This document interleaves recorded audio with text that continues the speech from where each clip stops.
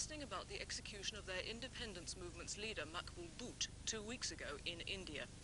It was a group from the Kashmir independence movement which claimed they kidnapped the Indian diplomat, later found shot dead in the Midlands. The Kashmiris claimed a united front here against India, but as they argued about who should lead the march, that unity looked rather thin. Back. 5 or 6 across, that is all.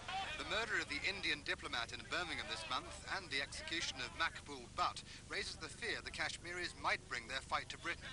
We stand categorically firm to use peaceful, to use peaceful democratic political means to convey our message and bring world opinion in our favor.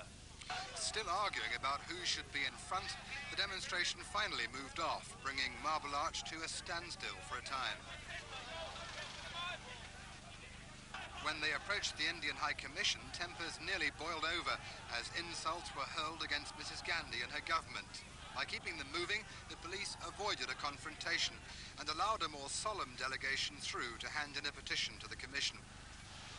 It, though, was ignored, and the bitterness was plain to see. Why don't you accept?